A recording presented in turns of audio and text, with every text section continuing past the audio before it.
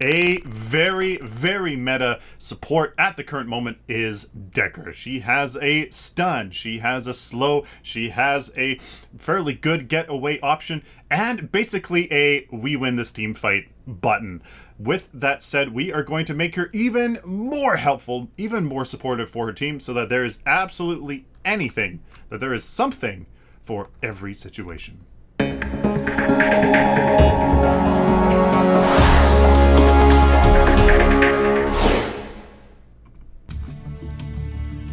Hello ladies and gentlemen, welcome to my hero building guide series. I am Sylphin. Like always, we start off with the numbers, but as a support, there's not really much to go through, and shout out to Narender for getting all of this information. He's absolutely fantastic. So again, she's a support, so don't really care about her basic attack. We don't really care about all of her other abilities as well. She scales like a caster. She has low basic armor and same ability armor as everybody else. Fairly low health, not as low as a carry, but I mean, she's a caster, lots of mana regen. Her abilities, the only thing you really got to know about is her containment fence. Her ultimate does have an insanely long cooldown, 170 seconds, 130, then 90, and is 220 mana. So you got to be careful with that, and her bomb as well. Her stun does take a fair amount of mana, so you just got to be careful with her ultimate and her other abilities. Other than that, guys, there's really not much to say when it comes to Dekker's numbers. She's a caster, she's a support, doesn't really do that much damage, and just got to be careful that you have mana for those abilities. Now, because she is a support, you're going to want to stay alive so you can, support your teammates.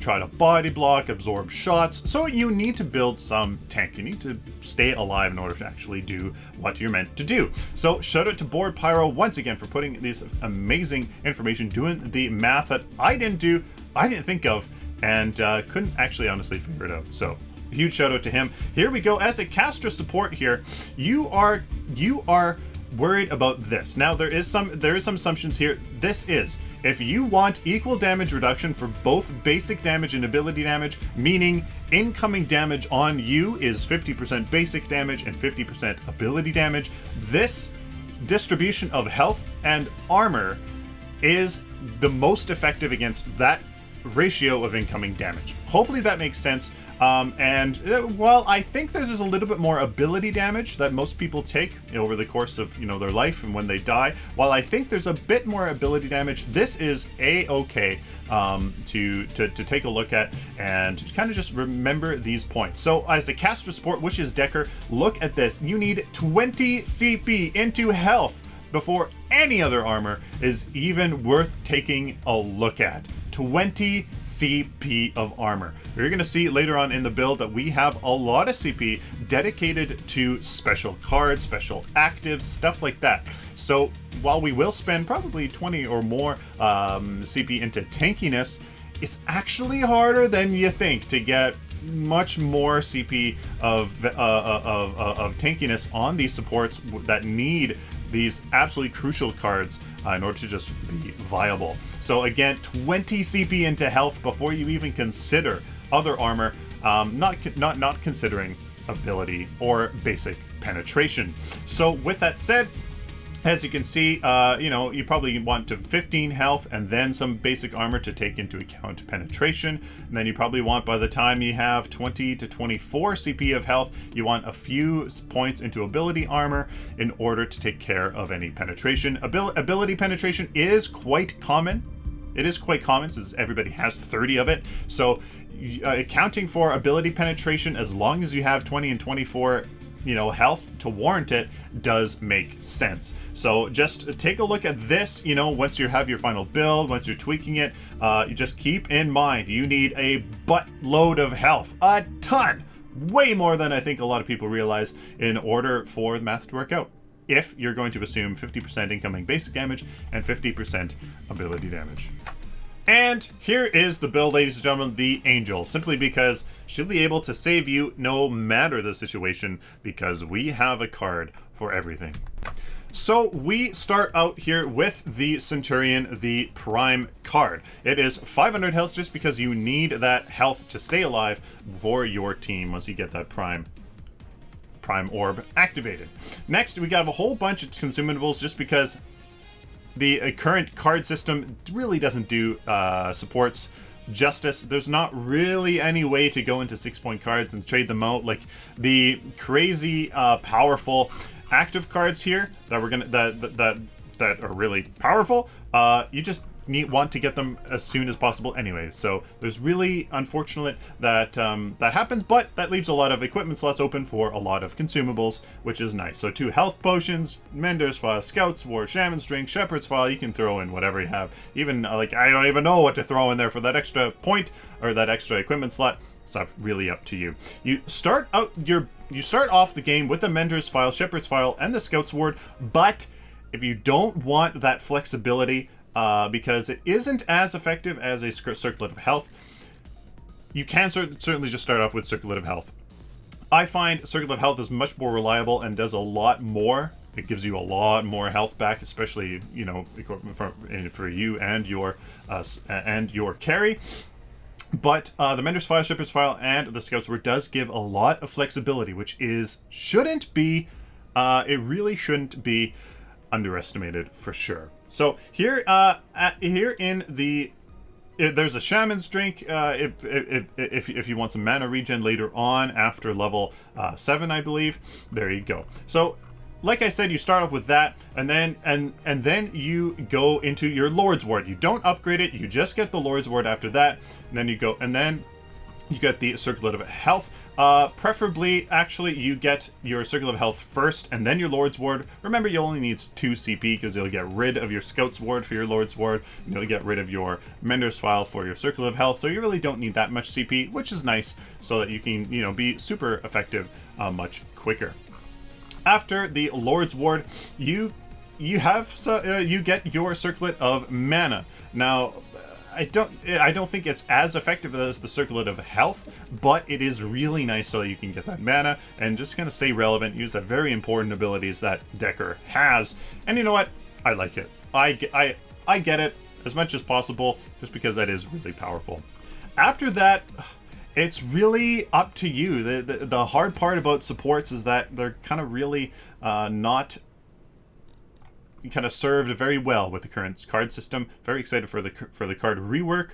But I mean, you can go into this Elysian Diamond first instead of Honor the Pure, just because it gives you some more mana regen, which will be very nice. A little bit of damage, as you see I built, but a little bit of health as well, just because that damage it helps in the early game. And if you're going to get it at any point, get it here. After this Elysian's Diamond, then definitely go for Honor the Pure. And then at this point, you're just kind of meeting the needs of your team. After this Honor the Pure, you get probably, like, it's really up to you. If you need Purity Sensor that removes all the debuffs, like an enemy Aurora, or pretty much any other debuff, really.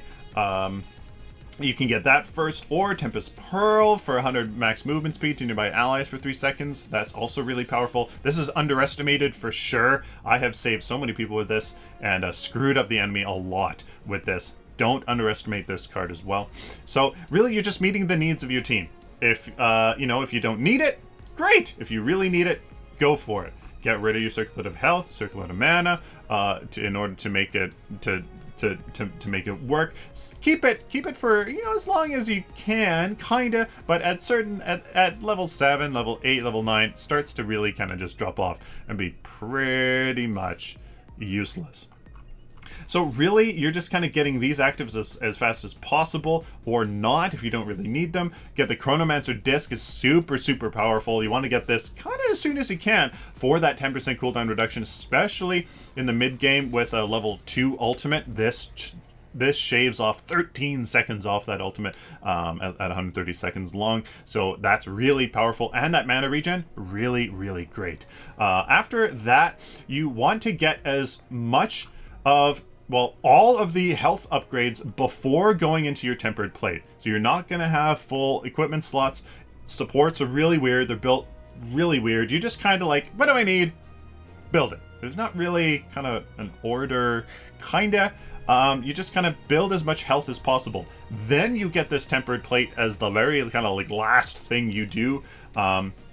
Or kind of in the early late game, you can kind of get that just for a little bit of damage reduction, which at that point people will start doing a lot of damage, and then you upgrade your ability armor here on the Tempest Pearl as much as possible, and then you get this tempered plate right as the last thing.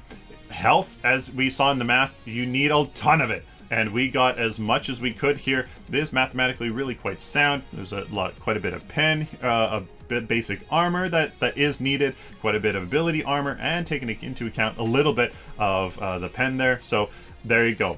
That is the build. Again, it's pretty strange building it. You're basically just meeting the needs of your team and kind of getting what you can when you can. Purity Sensor, Tempest Pearl, Honor the Pure, Chronomancer Disc, this Tempered Plate, and this Lord's Ward is your final build. All of these options here is absolutely crazy to make sure that your team survives through anything. So here in this early game, you can choose whether to go for the Circle of Health or the Mender's Shepherd's Files and the Scout's Ward. Scout's Ward, obviously go ahead and put it right on top of the wall that's just over here. You can put it kind of right up top, right here, right on this little edge. If you stand over here, right on the edge, and then jump, you can actually put it right here, and it's perfect. It'll look down, look through everything here that's coming, and that Scout's Ward will prevent any melee heroes like this Greystone here from attacking it. Now you saw me there come over here and try to harass the offlaner. That is something that a lot of the high yellow supports or the duo does together. You can do that, harass them as much as you want. For pretty safe. The enemy jungler's doing their rotation in their strong jungle anyways, so you're pretty safe in doing that. Harass them. Don't die, but certainly can harass them. Now, as you see, I just went for the Circle of Health. I was like, nah, forget about it. I'm just gonna make it easy. Circle of Health. There you go. Now, it's up to you. If you know that the enemy team has kind of a weak rotation, weak gank potential, go for the Shepherd's File, Mender's File, and Scout's Ward for the flexibility, etc., etc. Or if they have a lot of gank potential, go for the Circle of Health so you can regenerate that more health because you're going to take more damage. It's really up to you. I don't think I'm necessarily that great enough to utilize the flexibility of the files and the Scout's Ward, but I mean, if you're skilled enough, you can definitely make it happen. So here you get your stasis bomb, the very first thing you do, and right there I waited for that Chimera to use his engage tool. That is what you want to do. You have to play it very, very smart. What is that key moment that my son's gonna get a great value for? That is when the Chimera closes the gap. When the Greystone does his charge, when the Aurora uses her frost charge thing, when etc., etc. Don't just go, oh, it's done! You gotta save your stun for that key moment when people close the gap, when they get on top of somebody, when they're using their channeled ultimate, when you just know that they're about to use a key ability. That's when. Save your stun for key moments, and then you use it. I saved my slow bubble for when both of the Greystone and the Chimera used their leap again, like you saw there. I waited for that point, then I put my slow bubble down so that my Sparrow here could get away under slowed enemy heroes. Now, I struggle with how much do you harass the enemy offlaner? As much as possible, preferably, I would think. But what you want to do is clear the enemy minion wave till there's only about 2 minions. At that point, the damage from the minions won't be very much, so then you can go and harass the enemy offlaner.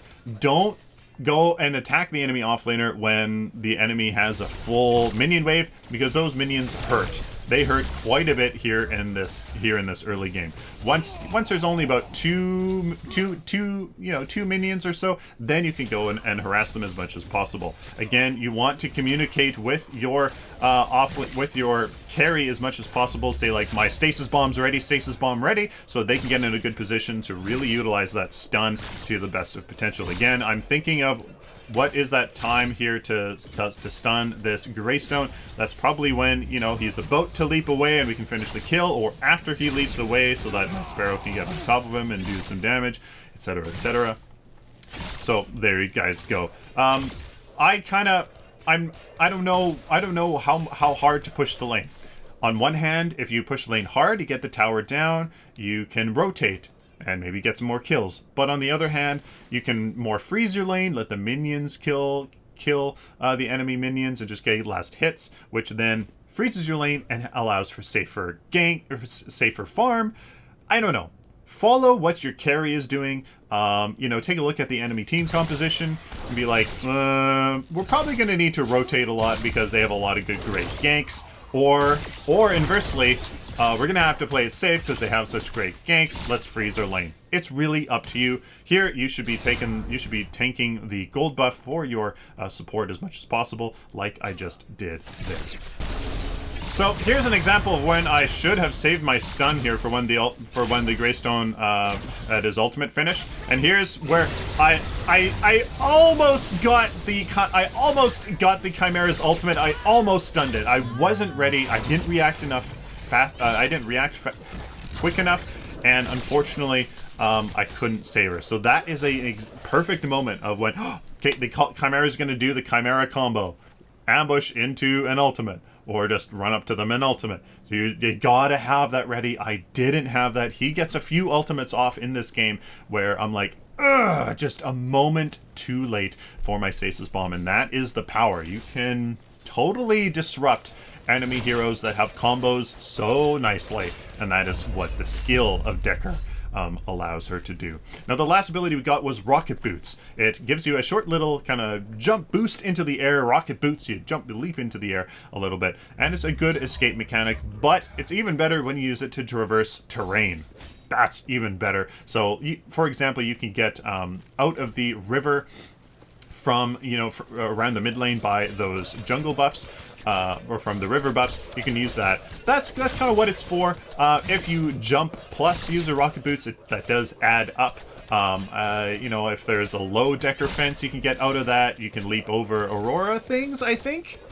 You can leap over a fair amount of things, so it just helps you kind of create some space between you and an enemy hero that's trying to get you. As you were seeing there, I was rotating quite a bit. Dekker actually, you know, if your friendly team can utilize your stuns and your gank potential, you can actually do quite a bit. You can actually come in from the side, and if your friendly team engages with you, you can, they can really utilize that your ultimate, your fence, but also your stuns. So you can gank. It's actually quite surprising if your friendly team utilizes your stuns and slows. Now, as you can see, I've been rotating a lot here, and unfortunately, nobody came over to defend this left lane as I was forced to defend it. You want to be in the mid lane as much as possible, or just around your carry, but as you see, our right lane is we got that tower, so it's kind of rotating around. At that point, yeah, protect your carry, but also stay with your team as much as possible. Dekker's fence, her ultimate, creates a barrier that people can't walk through. They have to leap over, blink over top, stuff like that. So you'll see it here, I think. I use it here. Not the best ultimate at all, because the enemy had a whole bunch of minions in it, so the tower wouldn't hit them anyways. So that was my bad. I was maybe thinking the Aurora had her ultimate, which would keep them nice and close, and then all the minions would have added all the damage, and etc., etc. Save your ultimate for much better moments than that. You know, when the enemy's minions were dead and they were inside a tower, then I could have put the fence to keep them under tower range, etc., etc. Not sure what I was doing here. I could have been a much better target in here. I missed my stun somehow there. I slow him down here for the Aurora to get away, and the Chimera does the Chimera combo on the Simulacrum, which is very nice. Again there, I should have been with my team. You basically have a let's win this team fight button. Her ultimate, that fence, it's basically we win this team fight button if your friendly team can utilize its utility. So here's a fantastic long-range stun here. I was like, they're getting away. The Steel's going to use his charge. And you know what? I think I actually interrupted it right there. He might have started to use it. And there you guys go. So trying to use that stun to make sure that, okay, now they're going to get away. And now I'm like, oh, protect my Sparrow. I use this fence more as a defensive thing. But I'm like, it also enables my Sparrow to use her ultimate, so they're just going to town, just completely just annihilating. But I'm like, okay, now we have to get out of here. And I'm like, whoa, where'd the Aurora come from? And I'm like, shoot. So now I come in and I miss my stun. I'm like, the Sparrow, I need to stop her using her ultimate with my friendly team there. But we're like, it's kind of piecemeal now, so we retreat. There's some kind of okay in and out, trying to really utilize my abilities for specific purposes, for specific moments, and we did an okay job there. That the fence wasn't preferable. Hopefully, you know, I put the fence and then the Aurora can do her ultimate on top, and the Dekker can use her ultimate through it, stuff like that. But that, I thought I need to protect my carry, and plus, she synergized very well with the fence, so I was like, perfect, I can do that. So here is when you as a support with a great utility come into play. I saw, there's an opportunity here. I stunned the Belka, not sure why, maybe just to keep her in place. Then I put the fence, but then I'm like, this Chimera is on my Sparrow. I'm trying to get in between her and Chimera to body block, but I couldn't, and he takes him out. I should have saved that Honor the Pure, or I used a little late. I should have, as soon as I had heard the Chimera leap onto Sparrow, I should have just used my Honor the Pure just right then, because Chimera combo again. Or I should have probably saved my stun and been a little bit more aware of my surroundings, and have stunned him after he'd ambushed onto my Sparrow. Again, keeping your head on a swivel, you are like the ultimate manipulator of the battlefield. Just kind of like, gonna use my stuns at key moments. So there I was like, the Greystone. I should probably stun him after he uses his ultimate so that he's even stunned for longer. But we didn't have any follow-up from the rest of our team. And now I'm like, oh my goodness, I gotta run. As you can see, we did end up killing the Greystone, and that was perfect. So as an okay showcase. Not sure why I used the stun on the Belka right away. Maybe I was just feeling like she was going to do kind of a combo on our Aurora, and maybe it was okay to have done that. Maybe I should have just used my fence and then just saved that stun. Hindsight 2020, but I did have a feeling like she was going to do something to our Belka. Here's an example of what not to do. I get there late. I miss my stun. I don't use Tempest Pearl. And I don't use Honor the Pure. Let's watch that again. Let's watch that again. I get there late. I was dinking around there at Raptors for some reason. I don't know. I slow, which works fine. I miss my stun. I don't use Tempest Pearl, and I don't use Honor the Pure to save, to help save her anyways. Pretty poor. You really gotta make sure everything is used for a purpose. After, you know, stun the Chimera after he leaps onto Sparrow so that she can get away. After he leaps again, use a slow so that she can run away.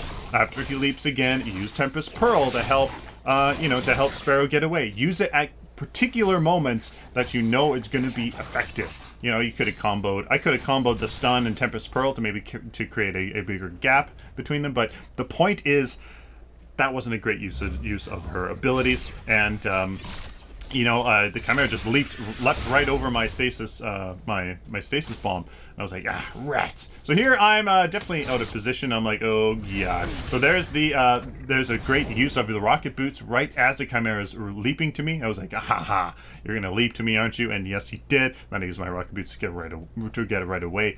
perfect example of it. Waiting for that key opportunity, a key moment to use an ability or two. What I was kind of thinking there was, can I get them in a nice group, in a nice group to put a fence down? But as you can see, my fence isn't even off cooldown because I'm an idiot, and my team was nowhere near. So now I'm like, look at this nice group in the middle. I'm gonna come in from behind, and I'm like, I hope that that a friendly team here can push up. But I'm like, no.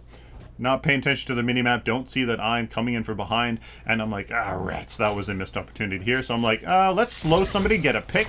I slow the steal here, and then I use my slow, and I'm like, he's rooted by the Kwang. Perfect. So as you can see, intentional, we're gonna stun him, then I'm gonna slow him, and try to make sure that he's caught, he's rooted in place so that our team can finish him off. So here's some good examples of trying to protect the carry. I stun the Greystone to protect our carry. The Aurora actually does a fantastic job of rooting that. There again, I don't save any ability to save my Sparrow. And, well, I guess I used the stun on the Greystone, and now, like, oh dear, there's a Sparrow just shooting into our teammates. So I'm like, oh, nope, I'm gonna stun. Watch, see how I get, see how I get in between the Sparrow and my Kwang. Unfortunately, she uses her piercing shot, so it goes right through us, but you get the point. At this point, I'm like, oh, I'm gonna have a stun. I land the stun there. Fantastic stasis bomb to secure the kill. But now I'm like, ooh, my abilities are very powerful. Can I stay on the back line and just kind of poke and do some safe stuff? And I'm like, oh, the Bellica probably doesn't have her ultimate, but I'm like, oop, I'll stun the steal here so that we can get him, and we do indeed get him. So there, I was playing it risky, but I was like, I sense that, you know, there's a comeback point, and if I can just use all enemies have fallen. If I can just use some of my very powerful abilities from the back line, I can make some stuff happen. Fantastic stasis bomb there, but unable to protect my Sparrow. I used the stun on the Greystone. Again, maybe I could have just used the slow, because his leap is quite a long cooldown, whereas the Chimera is not necessarily. So I probably should have saved my stun for the Chimera. Basically, in this team composition, really the Chimera is really actually kind of the only one I need to save my ultimate for. Greystone doesn't have much. Sparrow, yeah, her ultimate really hurts, so I could stun her. Bellica, not really, and Steel, again, not really. So, that's really what I should just be like. Stasis Bomb Chimera, Stasis Bomb Chimera. And really, I mean, in other games, you have to do that for other people as well. I was going to see if I could do anything there, but no, I couldn't. Gideon, Stasis Bomb Gideon, Stasis Bomb Gideon for his ultimate. There's lots of other people. Stasis Bomb for Narbash's ultimate, Stasis Bomb for... there's tons of people that you really need to be aware of in terms of when to use that Stasis Bomb effectively. So here we collapse on this Chimera, trying to work his funny business, but I'm like, here's a steal. He is overextended. His team is trying to retreat, but he took the wrong way, and my simple stun leads to a pick, and that's kind of really strong parts of a stun. You can take people out of position and really punish them for that, but your friendly team needs to, you know, utilize that stun, and unfortunately sometimes that doesn't happen. So here I'm trying to be cheeky here and try to zone for the Kwang that's pushing there in the right lane. I'm like, where's that Sparrow? Where's that Greystone? I'm like, the Greystone's here, and I'm like, I want to kind of zone for him. Not really that I can do very much, but at least I can be a body there. And here we go. I'm like, I put down the fence, and I'm not sure why. The Aurora does have her ultimate, but there's no minions there. The Sparrow does have her ultimate, but again, we're trying to focus the inhibitor, so why did I use that fence there? I honestly don't know. My Dekker fence gut intuition is just not there. Now would be a perfect time for a fence. There's a whole bunch of minions for the Aurora, and there's 3 of them. But actually, the perfect time is here. It's coming up for that fence. And again, if you guys get anything from this video, as I'm stuck in minions, that is situational awareness for your abilities.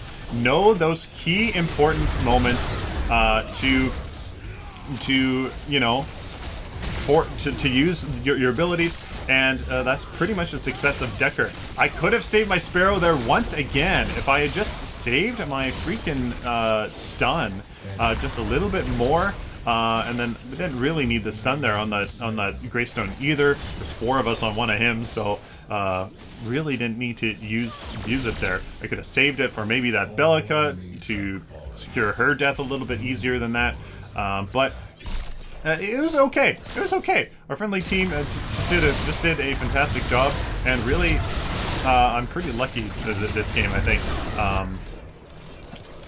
I don't know. So guys, there you guys go. See, the Sparrow is dead, so I'm like, I'm not gonna waste anything on her. Here, I'm like, I'm trying to use my Q, but the stun comes too quick. I could have used Honor the Pure there. I use it now for some reason. I'm not sure why. After the steel stun, I use Tempest Pearl there. Yeah. Oh right. I used that for the Sparrow, but that wasn't enough. So again, not the best showcase, but showcase of what not to do is pretty much just as good as what to do. So there you guys go. And then obviously we take this for the win, and it was a very nice game. Ladies and gentlemen, please let me know down in the comments what you guys think of this build with Dekker. What do you think of my guide for Dekker? Is there anything that I missed? Please let me know down in the comments if there is anything. Please like the video if you like it, dislike it if you dislike it, share it with the community, and of course, guys, subscribe. If you guys like this content, found it useful, please subscribe so I can do it for you in the future. My apologies for the sniffles. You got some serious runny nose. Oh, man. Till next time, like always, optimistic and positive.